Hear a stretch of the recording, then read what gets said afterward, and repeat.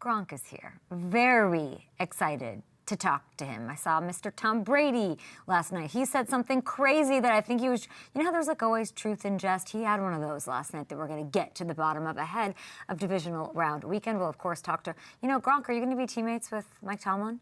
How's he going to fit in? What's the best seat on that Fox set? Who's the best person to sit next? I'm going to get all the scoop for you guys. Some headlines, of course. We'll dig into Tomlin, maybe a little Aaron Rodgers. We definitely do with Davante Adams, who joins our show today. Got to sit with him. Long interview, introspective. You got to see it. Thanks for joining us. Let's go.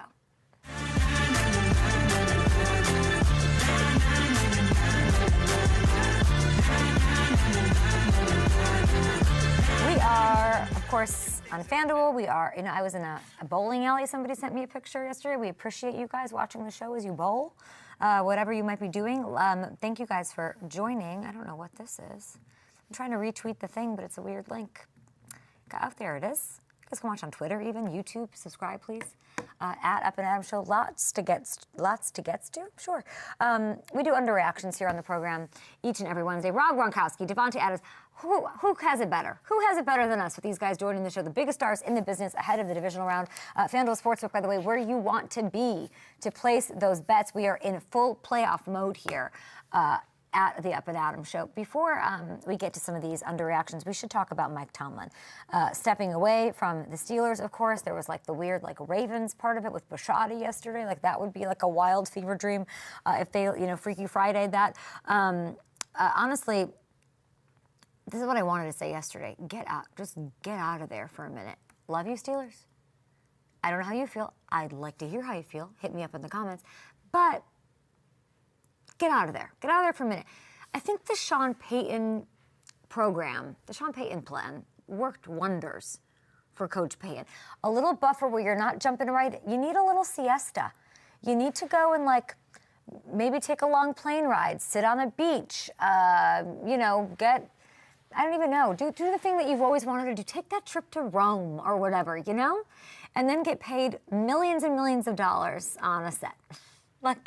And it's so interesting to me that this is like some news story that he's got interest from everyone. Every year, actually that's not true. It's like the slowest moving thing in the entire world, these sports desks and these pregame shows. But when there is the chance, nobody wants to disrupt the camaraderie, whatever it is on these pregame sets or the booths or whatever. It's chemistry is hard to figure out. Ask anybody who, is a gossiper online about things that happen in sports media. That it matters so much, the alchemy, all of that. It's not something that people mess with a lot. But if Mike Tomlin's potentially on the menu, you were waiting. He will hold you up if you're one of these decision makers in these suits in these corner offices that get catering every day. You're thinking at the chance, is there a chance they lost again on wild card weekend? Maybe Tom, is there a chance we could get him? Because if we can get him, we will lose somebody. We will make that business decision. He's been the belle of the ball for 10 years, I feel like.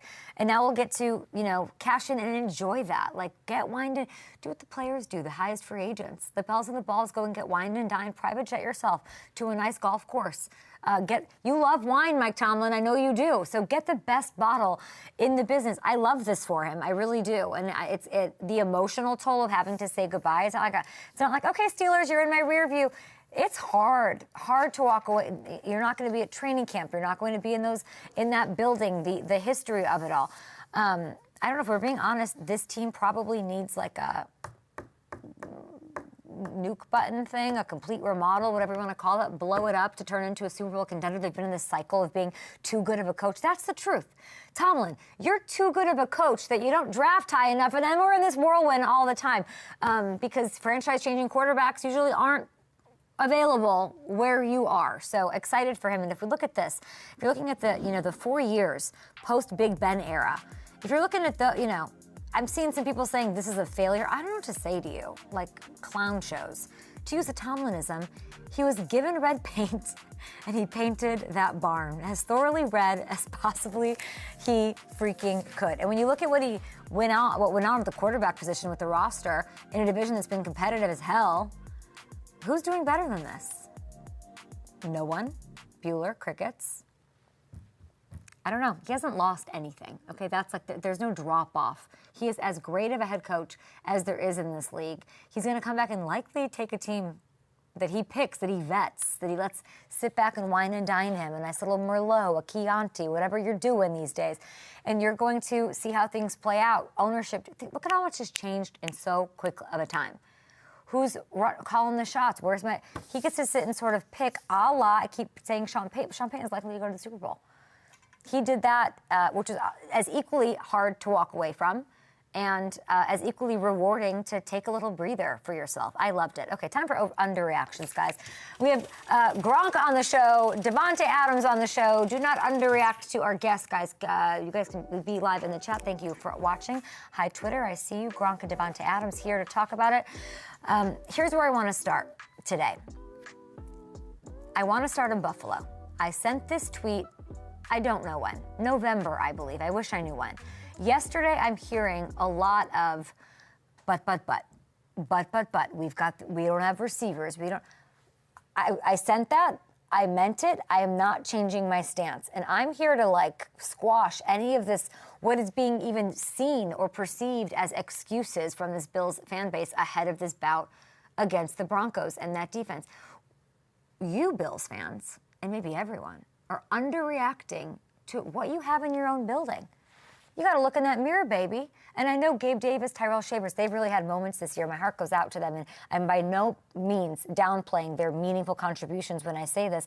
But you got to win the Super Bowl anyway. Guess what? That's just what it is. And I have great proof for you that you're able to get over the hump and do that even with these injuries. If you wanted a receiver at the deadline, and I think that's what this banter is about, you would have liked for Brandon Beane to have reeled in a receiver, okay? Maybe done more to address that position. Now you're taking a victory lap because you guys got guys with lower leg injuries up the wazoo. I get that, okay? That is a valid conversation, but we are where we are right now. You have a superhuman at quarterback, an MVP, and he's not alone. You're underreacting to what you have in your building. You have the NFL's leading rusher in James Cook. You have Brock Purdy's answer to a Christian McCaffrey. Hand the ball off a ton, potentially get a receiving option. You have the NFL's yak king in Khalil Shakir. You have a tight end who's been a breakout star when he's healthy in Dalton Kincaid. And you have an insane offensive line anchored by friend of the show. Haven't seen him in a while. 5-time Pro Bowler Deion Dawkins. What am I missing? What else are you underreacting to when you're talking about, like, not having Gabe Davis or, like, questioning Curtis Samuel's, like, woe is me availability for this game? I'm not here to hear it. I'm not hearing it. I hate it. I want you guys to stop. Oh, you have the number one pass defense in the business. Trey White looks 23 years old. You're not getting me to hedge here. I'm not getting off my stance. You better win the Super Bowl. You want me to make you guys feel better about your chances here and what you could do with not having a true number one wide receiver, which you've wanted, which you asked for, which you maybe haven't gotten, like whatever you want to say. Patrick Mahomes, he won a Super Bowl. You want to know who his touchdown scorers were? Sky Moore, Kadarius Toney, McCole Hardman, okay, and MVS. That's during his last 2 Super Bowl wins. Meaningful contributors found a way. Household names, all pro, true number one wide receivers? No. If Patrick can do it, you can do it, right?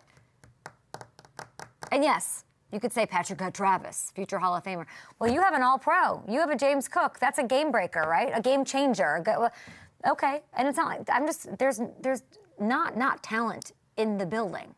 So this, like, we're so screwed. I think it's more about Brandon Beane, which I understand, like, the layers of that, but I look at the playoffs and I think Sky Moore. I do. I think, like, the non-household names that emerge and become legends. Teams do it all the time. That is what should happen here. No excuses.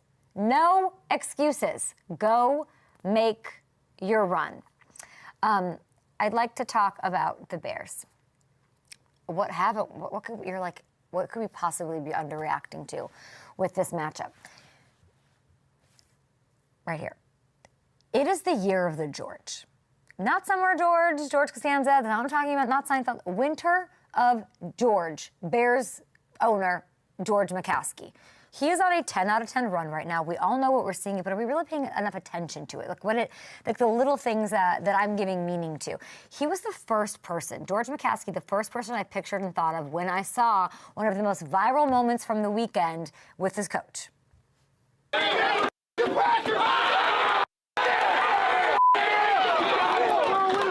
This went viral for a reason. It's great theater. It's emblematic of a true renaissance of the best rivalry in the game, a changing of the guard, maybe, in said rivalry.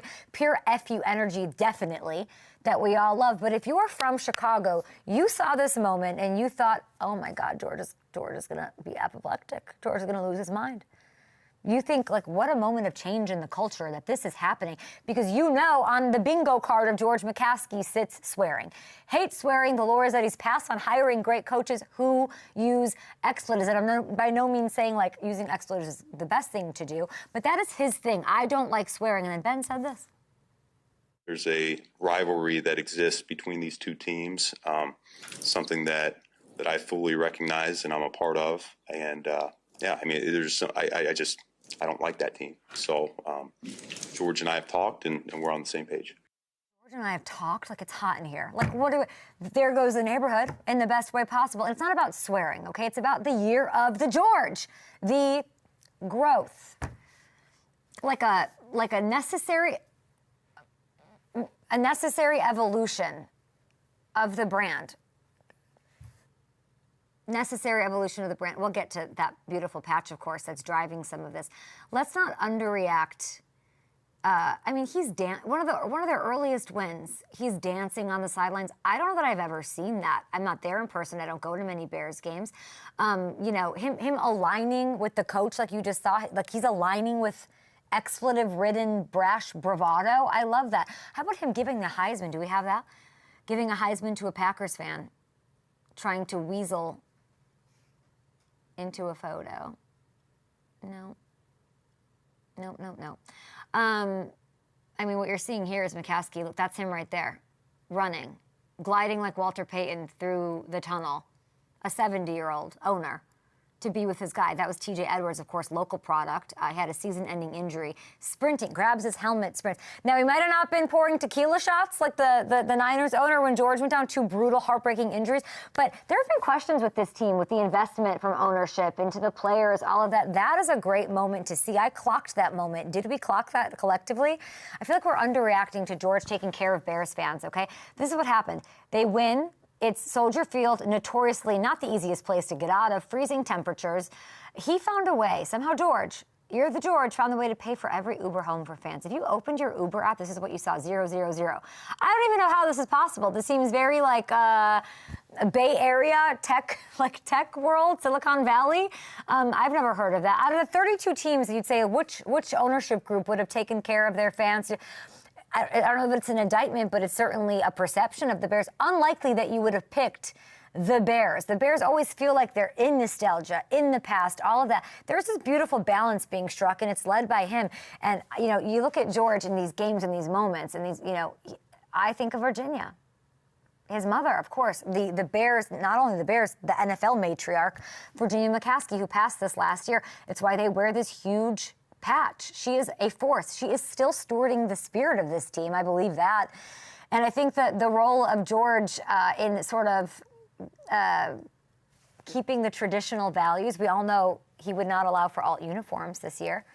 Those are fun. It's new. Every team does it. He said, no, my mom didn't like it. She liked the traditional uniforms. That's what we're doing. There's that. We don't want to lose that Chicago, you know, that traditional thing. But then also looking into the futures and bringing this franchise into it, Ubers and the occasional F-bomb alike. Okay, well, we take a break here. We have Davante Adams on the show. Gronk's on the show. Kevin Durant is on the show tomorrow. We've got lots to talk about. But Gronk, I got questions. You got answers. Let's do it. Your Christmas decorations, it looks like they're still up. Yep. Why wouldn't they be? I love it. I mean, I'm barely home. I don't have time to take them down.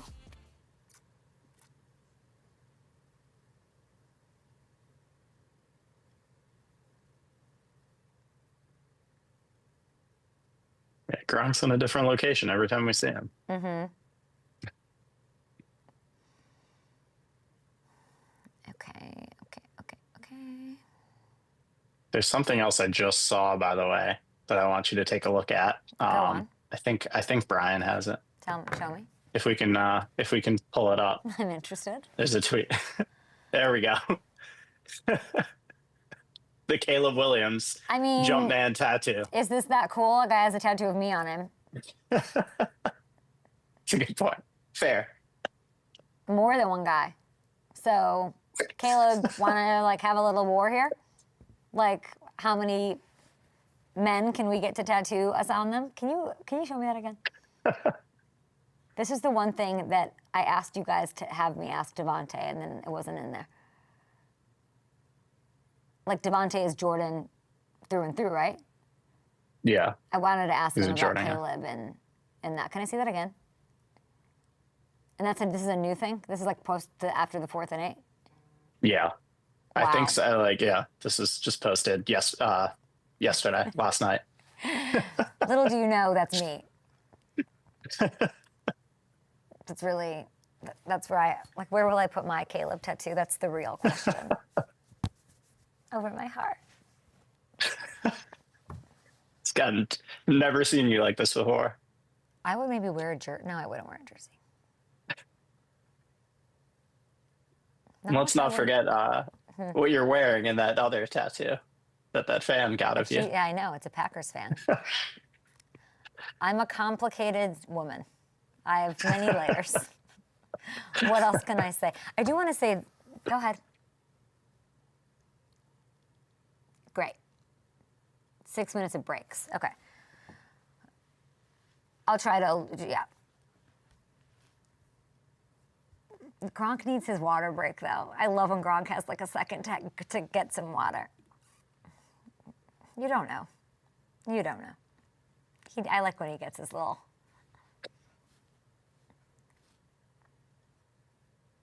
What I was saying about Hamilton, about the Bears make sense? Did it end up making sense? Yeah. Totally. Okay. Yeah.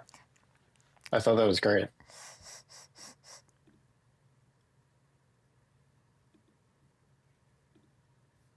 Okay. The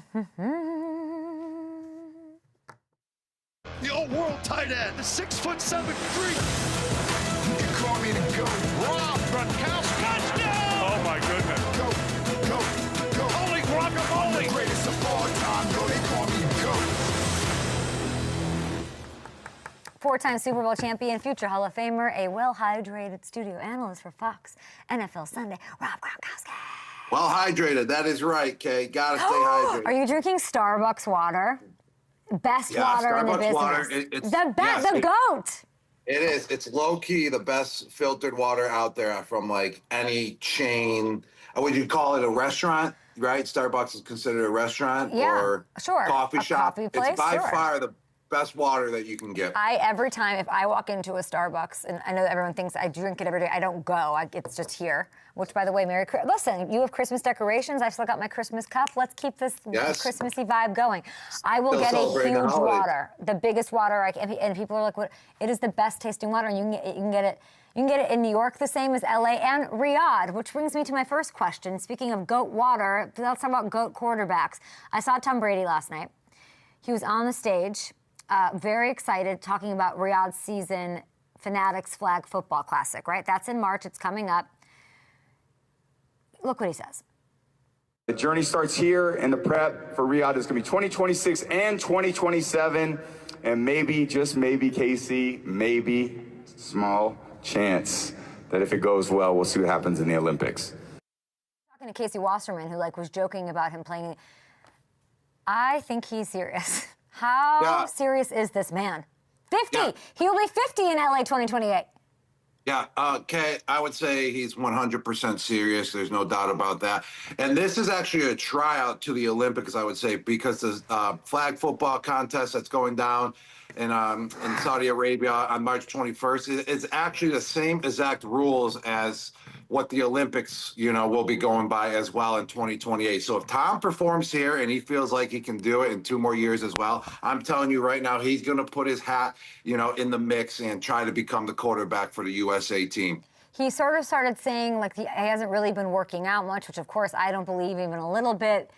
But I mean, getting a medal would be pretty cool. I'm trying to think, like, there's a lot. He's gonna have to beat like a 21-year-old Jaden Daniels or Patrick or like, you know, like, I can't imagine at 50 could he win that competition? Yeah, I can see him still winning that competition at 50 because you're not getting hit, and Tom has an arm, and just the way he takes care of his body and the way he takes care of himself. I mean, his arm can still go. I know he's still training. Don't let him trick you, Kay, by saying, or to whoever the fans that he's talking to, oh, I'm not training that much. That guy's training 24/7 still, especially with the Flag Football Classic coming up, you know, this March, and he's going to be ready to go. And I'm telling you, it's not like he's getting hit. He doesn't have to worry about that, a 300-pounder falling on him. Fair. He's just going to be winging that football, and his arm's been so conditioned throughout his lifetime, and he's been still conditioning it every single day. He's going to be ready to go at 48 years old for the flag football contest, and he'll still be ready to go at 50. So, there's nothing that's going to change. So no mobility is like mobility not a factor in flag? No, not at all. You just got to sit in the pocket. And that's why he's still considered the best candidate, I would say, because he still has the arm strength to do that. The best the U.S. has is Tom Brady? Well, because he's keeping up to where he needs to be still. Yes. But here's the thing. Those other quarterbacks you named are younger and more mobile, but you don't have to be mobile in flag football. You just got to sit there and read the defense real quick. It's only 5-on-5, so it's going to be pretty. This man's going to play. This man's going to quarterback Team USA. To read. I'm not going against him. I'm not going against him, Kay. 50. 50 years old. I can see him doing it. It sounds like you guys have talked about it. No, we have not talked about then it. How do you know it's the same rules? I just know, Tom. How do you know it's the same rules? There's no world where Gronk knows. I know it's the same. And out of nowhere, Riyadh and the Olympics have the same rules. Well, that makes sense because this is going to be on a national display, the Flag Football Classic in Riyadh. Yeah. So you kind of wanted to lead into the Olympics as well and bring awareness to the world, you know, what the rules are going to be for the flag football for the Flag Football League in 2028 for the Olympics. So it's going to play right into it. I haven't talked to him about. Obviously, I talked to him about the Flag Football Classic, and he's going to be ready to go. But I had never talked to him once about the Olympics, but it would not surprise me to see him put his hat in the mix to be the quarterback. Give me, before we move on, we'll take a break, give me his biggest competition. His biggest competition, I would say, I mean, it's tough because he has competition. I mean, it's who wants to put their, name in the draw as well, because Tom has the best name in the game of football. But who would be the best, like that you know, well. Like I guess like as an NFL player, who would be the best at flag? Phil Rivers. He would be pretty good. Everyone loves Phillip Rivers. Hey, I was wrong on Phillip Rivers. I didn't think that he was going to be able to do that like that. Like I'll say it, Kay. I was wrong with Phillip Rivers. I thought it was going to take him a week or two to at least get ready, and that guy just walked in and just took over after 5 days. But I would say, oh man. I mean, I don't know exactly how flag football is going to work. Gosh, I mean, you don't see more. Any competition for a 50-year-old Tom Brady in the field. No, I do. Obviously, you can name a quarterback in this competition. But I'm saying, like, a quarterback that can have as much accuracy and to be able to read a defense like Tom. There's quarterbacks that have more mobile skills than him. So, like Mahomes is better off, but it's not real football. So would Mahomes be a better flag football quarterback than Tom? You don't think so? I mean, I'll see how it's played out. Okay, we'll first to see how mobile a quarterback can be. All of a sudden, football is an old man's game. I mean, it's not. It's just that this guy that we're talking about is Kay. I'm telling you, he's just totally different. He doesn't count for anything. So I hear. Okay. Like I'll put it this way. I'm older than Tom. In the football world. That's hilarious. I get that. I really am. Yeah. It's sad to say it, but I'm here to admit it. Right. You didn't have an offensive line that you could like tie your shoes, to sit down and like text somebody before you got hit or any pressure. So like you're good, You didn't have Dante Scarnecchia, Listen, Mike Tomlin, he steps down yesterday, taking a lot of pitches. Everybody wants him. Every media outlet. I'd like to hear your pitch for Mike Tomlin to join Fox.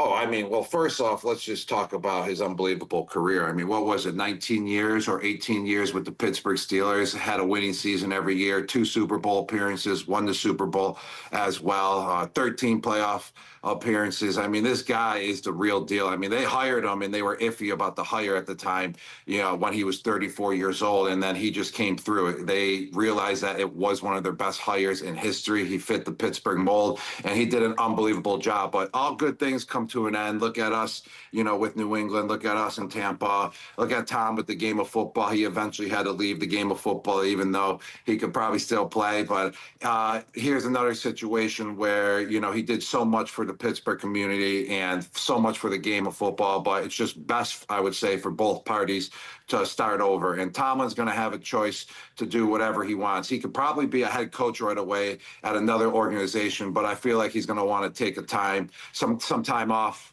from coaching the game of football. And he can definitely be an analyst or commentator or wherever he wants to choose to, choose what he wants to choose to do in the future as well. The guy has knowledge, he has personality.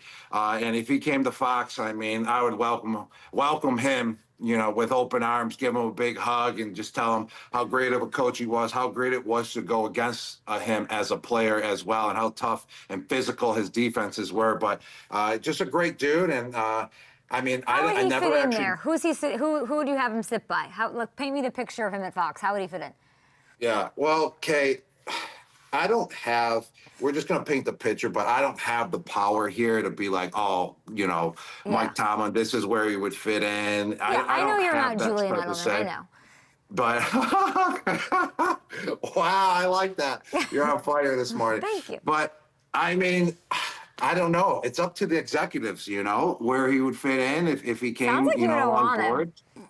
I want him. I want him. There's no doubt about that. I would love, Mike Tomlin to be one of my coworkers, 100%, hands down. That's all I needed from you, Gronk. Appreciate you. Thanks for playing. Okay, let's get to Prop-A-Shot. Let's just do this thing.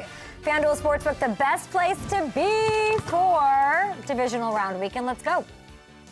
All right, Gronk, you went 1 for 3 on Wildcard Weekend. Kay, you went 2 for 3, so your lead is now 2 points as we head into this divisional round. It is time for a Gronk comeback.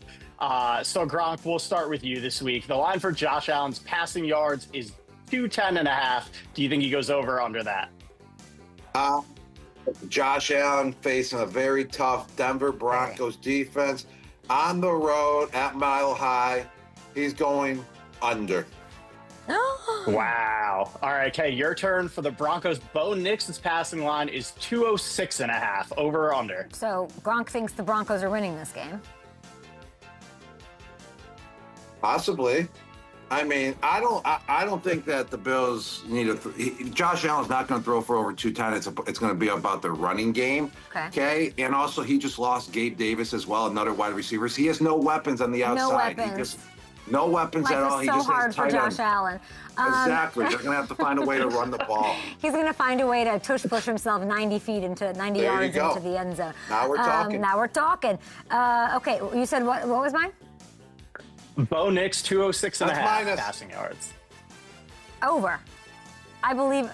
Over. I'm going to go over here, and it might all be in the fourth quarter, but I don't care. I respect the Bills' #1 pass defense. I very much do, but I like the number. Season average, that's like 30 yards below his season average. That's not happening.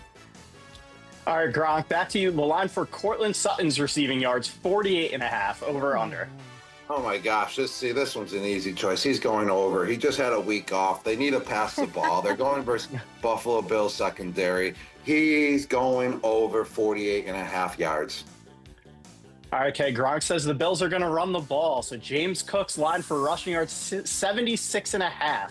Think he goes over or under that? Go under. Go under. I was going to say under, but then a 4-time Super Bowl champion, a guy who's been there, who's done that, said they're going to run him, and I really trust future Hall of Famers. So I'm going to say over. That's actually a stupid line. FanDuel Sportsbook, get it together. All right, Gronk, 1 anytime touchdown scored for the Bills. All right, I'm going with, this is an easy choice because like what Kay said and reemphasized it, they got to run the ball. I'm going to go with James Cook, anytime touchdown. Ooh. All right, Kay, 1 anytime touchdown score for the Broncos. Hammy, quickly tell me, there's a running back who wasn't practicing or isn't play. Somebody's banged up, right? For the Broncos? Let me say. On the spot. I'm going to go R.J. Harvey. Well, it's a big name. I just want to confirm. But I think I'm going to go, thank you. Survey says R.J. Harvey. You can, number one passing defense, you can run it. This is a question mark for me, this Bills run defense, okay? 6 touchdowns in the last 6 games. So to recap, let's do this. I'm going Bo Nix, over 206.5 passing yards. I'm going over on the very generous rushing line for James Cook, and then a R.J. Harvey touchdown. Gronk says under. He hates Josh Allen.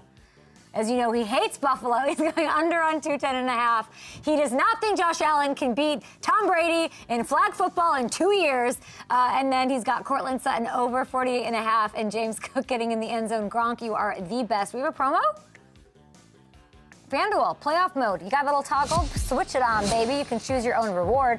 For each round of the NFL playoffs, all FanDuel customers can choose between a no-sweat bet or a profit boost. So this weekend, it's the throwdown round. Make sure to get on your app, download it. If you don't have this, like, what are we doing here? Do that. There's so many rewards, and you can choose your reward this weekend. Thanks, Gronk. Yes, thank you, Kay. What an easy day for you. I appreciate you. No problem. I talked to Davante Adams yesterday, which I'm very, very excited to share with you guys. We'll do that right now. He's got, it's obviously Rams at Packers, Rams at Bears, I meant. What is is it like a gremlin-y day? What's happening? It's a crazy day. No, I'm not. I'm talking about 30 minutes. I'm not talking about that. That makes sense. We didn't get any picks, though, from him, huh? Just prop a shot. That's okay. Seems like he thinks the Bills are still going to win. And by the way, looking at the Broncos, looking at the Broncos injury report. So I think what you might have seen is Dobbins is trying to come back at some point in the playoffs. Everybody's healthy though for the Broncos. Everybody's back at practice and there isn't looking healthy. No one on offense is banged up. Why did I think that? No, they're getting. There's some guys dealing with little things here and there, but everybody's practicing. Okay, love that. Yeah. I maintain it'll be R.J. Harvey.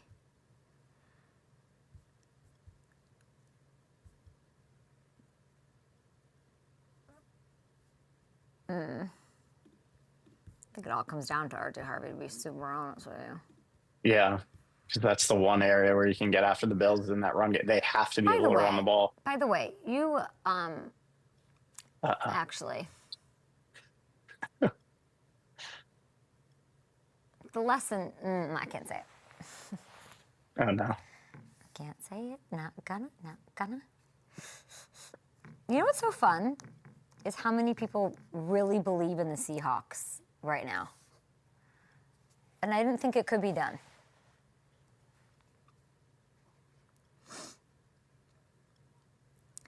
Davante Adams is a future Hall of Famer. And he might be a future Super Bowl champ. What is it going to take? What does it mean? The former Packer is facing the Bears, his old rival. Here it is. Joining me now is Davante Adams. Another incredible season, and it's not over. It's good to see you. I'm so excited, and you get the Bears. It's absolutely perfect. This is your dream scenario right here. I don't know that it's. Oh, I don't know. I'm having some tumult about it, but there's a lot of Chicago fans saying that it's different. It's different now. I don't know. Your numbers are pretty one-sided against them. Are you excited when you knew it was the Bears? What was the first thing you thought? Well, first I was thinking, what is this weather about to be like? And of course, the worst 2 days were the two possible days we were going down there. So, but it is what it is. I got a little bit of that Green Bay still in my memory bank and then built into my skin. So hopefully, it's not too big of a deal. Go out there and hopefully handle business like we're accustomed to doing. Davante, you are a Packer. You are a Ram. I get it. But, you don't understand the amount of Packers fans on my timeline, just mine, saying he can avenge this loss to the Bears. They look at you like you're still this, attached appendage of them. And, you have that weight of your shoulders. Are you feeling that at all? Are you hearing that? Not really. I mean, at this point in the year, I'm not too much on social media, so I don't see a lot of the stuff that they're saying. But Yeah, I mean, a part of once a Packer, always a Packer. So it's one of those situations where obviously I got loyalty to him, but I'm doing this for the Rams. Though, unfortunately, this is not for the Packers people. But if they get something from it, then I love that as well. I remember sitting with you in the summer in person in training camp, and you just felt it felt like it was just right. Everything was right. The quality of people and the respect you had for your coach and young guys like Puka. Then you lead the league in touchdowns again, missing games too, which is actually insane. And you've played in some crazy playoff games. 2014 versus Seattle comes to mind. 2016 against Dallas. Saturday, was that it? Like, was that the craziest one? 4 lead changes. What are you thinking on the game-winning drive? Well, that one's up there. I don't know if it's at the top just because there's been some crazy ones, and I would put that one maybe close to the top because we actually won it. Unfortunately, a lot of the crazy games that I've been a part of in the playoffs in the past was we came out on the wrong side of it. So this one's good because we got the dub. And on that last drive, I mean, when you have a team like what we have, honestly, there wasn't too much panic and stress going on. I think everybody had a good feeling about our chances and just with who we have on the field. I mean, you look at, we got Puka Nacua out there, we got Tyler Higbee, we got Kyron Williams, Blake Corum, myself, guys that can step in that don't get as many opportunities like Tutu and Mump to be able to step in and make plays. So obviously, and to cap it off, Kobe Parkinson making having another touchdown, is a 9th on the season, which is I think 7 more than what he's had in the past. So we got a great team, and we got a lot of people that can do a bunch of different things, and it just gives you a lot of confidence. And what a huge flex that you guys didn't even use a timeout. Yeah, I mean, we were moving the ball pretty good. So, I mean, and if you can keep the clock moving in those situations, we'd rather give them the ball back, not at all, or, with as little time on the clock as possible to help our defense. I think it's huge that you're saying that it's just like trust. You guys knew you'd work it out. It was the most exciting, maybe 2-minute drive I've seen in the longest. It was amazing. You had 2 huge catches on that drive. And that was after I was on my cut. I was like, get out of here, Nick Scott. Like, I was so pissed. I was so upset. End of the third quarter. How are you feeling? I'm feeling great. It's the playoffs, baby. You know how it goes. It's a little bit more physical. They let a few more things roll. Fortunately / unfortunately, I've been hit a lot harder than that in my career multiple times. Is that true? So yeah, it's true. Unfortunately, I've had my fair share of shots, sideline and middle of the field, catching the ball, blocking, whatever it's been. So that one caught me right under the jaw. What is your jaw made of? It popped right back up. Yeah, I'm the Wolverine. It's made of adamantium, so it's okay. We'll be all right.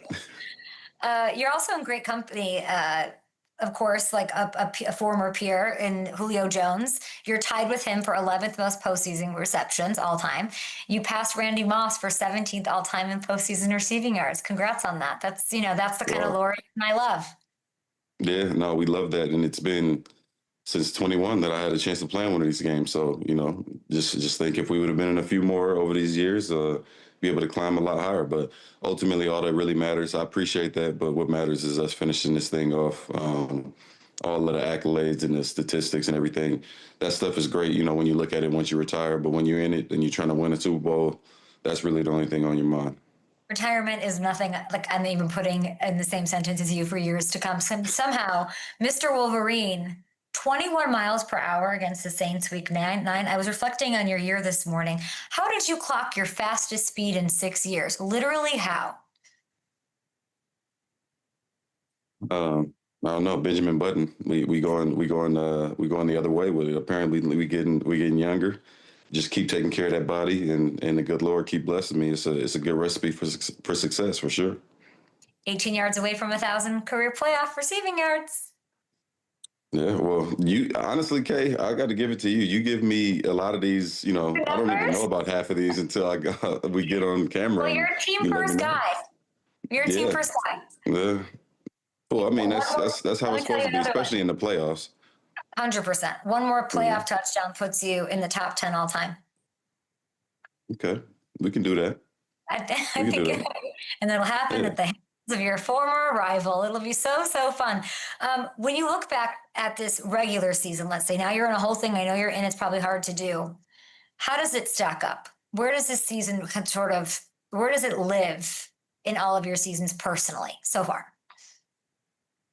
Well, I mean, if you take a look at the regular season, then obviously it was anytime you join a new team, especially taking into account, just recently not being able to be in the playoffs, since I left Green Bay and just kind of struggling to find a permanent home and find somewhere to truly be happy and play meaningful December and January, and hopefully February games.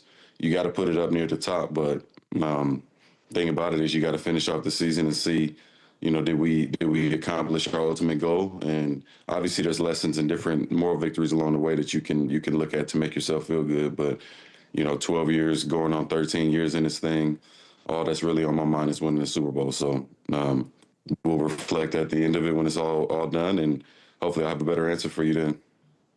You play with the MVP. You just finished your first playoff game with him. I love that you said that, his quote, let's go snatch these guys' hearts, is one of those gangster things that you've built up in your head. From when I talked to you in August, which you guys knew each other a little bit. Of course, you were foes for a while. You were just sort of getting to know each other's families, the dynamics out there. What have you learned about Matthew Stafford from like August to now?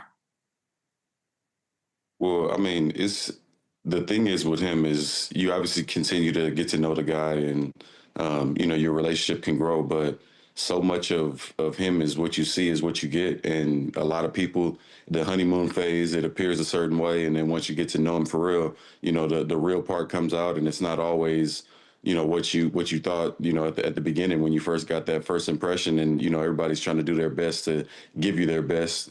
And it just basically turns out that he's one of those unicorns that, you meet him, you get a first impression, and, that first impression just basically carries as long as you know him. So he's a real solid dude, and, really easy to get along with, really easy to work with, and obviously a baller on the field. So it's just, the way he is as a dad, and, just being there, having 4 girls in general is crazy. So I got to give him a little bit of extra love for that one. But seeing the way his kids embrace him, the way that they travel and love to, just be around the whole thing, the way that they love me, our kids are friends now. And anytime they see me, they could run up and give me a hug after the game before they even, before he's even around. He might be still doing, some podium stuff, and they'll come up and embrace Uncle Tay. So we just all like a real big family, and it's just kind of got started quick and moved quick. But it's one of those things when it's real, and that's kind of the partnership and friendship that we all have.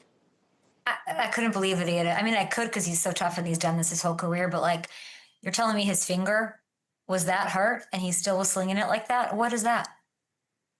I mean, that's what you saw. That's the Detroit version that we saw, way back before I was even in the league. But, having my opportunities to play against him, that was one of the things that at that point I hated the most, was that this dude is, you can hardly get him off the field no matter what you do.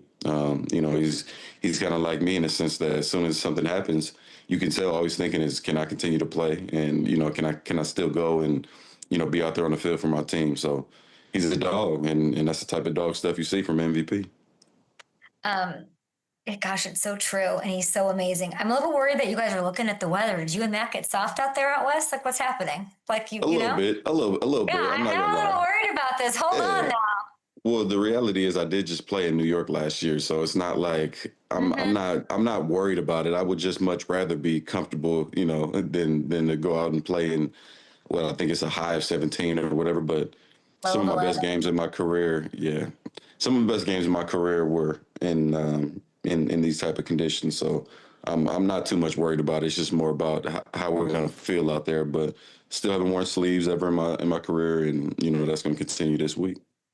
So many memories I have of you tormenting the Bears franchise. I'd like to take you to maybe my most memorable one in 2017. It was week 10, regular season at Soldier Field. You know this with game? Brett. Tell me what you remember. Without Aaron. Yeah, this one was a little bit of a different one. I remember I think this is a touchdown right here up the right side, little back shoulder, boom. Yep. And I think we got another one. We had another big one down the sideline. There we go, a little stutter go, and this one was kind of like the dagger a little bit. And yeah, that was a fun day. It was an interesting day without Aaron out there, but it was good to continue it on. So anybody I'm pointing this out for Bears fans who were like, it's different. I don't know. You did it with Hundley. You did it without Aaron. You're going to do it with Stafford. It'll be fascinating to see. What were you yelling at those fans, the Bears fans, after the one-handed catch to ice it? I don't know. I think I was yelling something to the effect of "It's over and they can get out of here, head home." Maybe get home safe or something like that. But if I do remember correctly, I don't know if they got the ball back or not after that. But it was a little closer than what I thought. I thought we had ended it, and that was kind of like a knee out situation. But unfortunately, I think they got another shot at it. But we did still finish it off, which was good. What are you telling like Puka about playing in Chicago, playoff atmosphere? And what that might be like, or what do you remember when you think about what that vibe was like playing in Chicago all those years? Well, I've told them many stories. They all talk about, anytime weather comes up or whatever. I've told them multiple stories about, playing there in minus 25 with the wind chill and a bunch of stuff like that. Just trying to honestly get them wrap their heads around the weather, but also understand that it's not going to be near as bad as what you're making it in your mind. So continue to build it up and be crazy. The fans are going to be what they are. They got a crazy fan base, but at the end of the day, if we go out and handle our business, we shouldn't let any of the external stuff, factor into the overall outcome of the game. And, we got a very resilient, mentally tough team. So I don't think any of that will factor in for us. So we should be good. You have all the Rams fans cheering for you. Like I said, you still have this. I don't even know what that would feel like to have another entire fan base rooting for you in the Packers. Like you said, once a Packer, always a part of you is going to be there. There's also another like fun matchup is this whole LaFleur thing, right? You've gotten to know both of them. Davante well, spent 3 years with Matt in Green Bay. Now Mike in LA. He can avenge his brother's wild card loss. There's not a lot of love there. Yeah. What has been the conversation about that in the building? To be honest, there hasn't been any conversation about it. That's just kind of something that gets put on the back burner, especially at a critical time like this. I think if we were playing them during the season, there might be a few jokes about it, but at this point, everybody's locked in to the point where it's all serious, all business, and I don't think the LaFleurs are thinking too much about that. Obviously, I think Matt is probably thinking about it a little bit more than Mike and Sean for sure. But yeah, it'd be good either way. I know Matt will be excited for his brother and excited for me having played for him. So if we go out there and take care of it, which obviously we're going out there to take care of business. So hopefully we can get that done for him. You told me back in August that you were so excited to work with this Puka Nacua football player, like enthusiastic. Yeah. You were so complimentary of him without really knowing him that well. And then he went berserk again this past week. And one of his biggest plays sort of didn't show up in the box score, the PBU early in the fourth. He saved an interception. It was amazing. What did that moment say about Puka? Well, it just shows what type of competitor he is. He had made mention earlier in the week when I think we sat down with, or maybe it was last week, we sat down with Carissa, and he made mention about at the end of, I think it was the Philly game in the playoffs, he regretted not going for a ball or, doing something. I don't even know if I remember the play specifically, but he made mention about just wanting to be a little bit more competitive and competing through the snap for at the end of that game. So I don't know if that was on his mind, but that play saved our season right there. So obviously you look at the 10 receptions, which should be 11 receptions, 100 and a couple more yards and 2 touchdowns. I don't know. They counted one of them as a backward pass, but he's a baller. He's one of the most reliable dudes that I've ever been around, and he has more fun playing the game than a lot of people that I've ever been around too. So with that competitive edge and the type of the wherewithal to go break up that ball and then, just continue to make all the plays that he makes. He's such a valuable player for us that, we obviously love him. You're one step closer to getting what all your fans want for you, what you want for you, a ring. How much are you thinking? I know you're thinking game to game, but it's there, right? This Lombardi, the thought of capturing it pretty much right down the road from where you grew up. What are the thoughts there?